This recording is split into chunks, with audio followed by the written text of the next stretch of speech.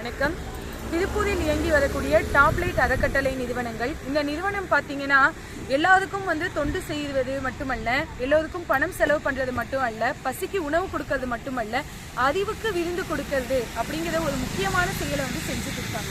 ஏன்னா இவங்க சொந்தமா நூலகம் வச்சுக்கிட்டு அந்த நூலகத்து சார்பா மாதம் மாதம் திருக்குறள் வகுப்புகள் நடத்துறாங்க, கலைப்பொருட்கள் செய்வதற்கான வகுப்புகள் நடத்துறாங்க. அது போக படிப்போம் பகிர்வோம், அதாவது ஒவ்வொருத்தரும் மாதம் ஒரு புத்தகம் 2 புத்தகம் அப்படின்னு படித்து தாங்கள் புத்தகம் படித்த அனுபவத்தையும் அந்த புத்தகத்தில் இருக்கக்கூடிய கருத்துக்களையும் பகிர்ந்து அதன் மூலமா தான் படிச்ச புத்தகம் அந்த அனுபவம் அந்த கருத்துக்களை எல்லாத்துக்கிட்டையும் கொண்டு போய் சேர்க்கக்கூடிய ஒரு மகத்தான பணியை அவங்க தொடர்ந்து செஞ்சுட்டு வராங்க.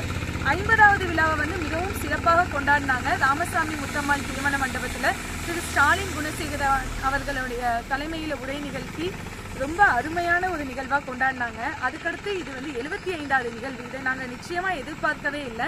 இதை ஒரு இன்ப சுற்றுலான்னு நாங்கள் சொல்ல முடியாது. இது ஒரு அறிவு சுற்றுலா. ஏன்னா கங்கை கொண்ட சோழபுரத்துக்கு எங்களை கூப்பிட்டு வந்திருக்காங்க. இது வரைக்கும் நாங்கள் தஞ்சாவூர் போயிருக்கோம், பெரிய கோவிலை பார்த்துருக்கோம். ஆனால் ராஜேந்திர சோழனுடைய கோயிலை இன்னைக்கு நாங்கள் பார்த்துருக்கோம். உடையார்பாளையம் கூட்டிட்டு ராஜா காலத்தினுடைய அரண்மனையை பார்த்தது, பயணீஸ்வரர் ஆலயத்தை பார்த்தது. இதெல்லாம் நிச்சயமா வாழ்க்கையில மறக்க முடியாத நிகழ்வுகளா இருக்கு. அவர்களுடைய பணி மேன்மேலும் வளரணும், மேன்மேலும் அவர்களுடைய பணி சிறக்கணும்.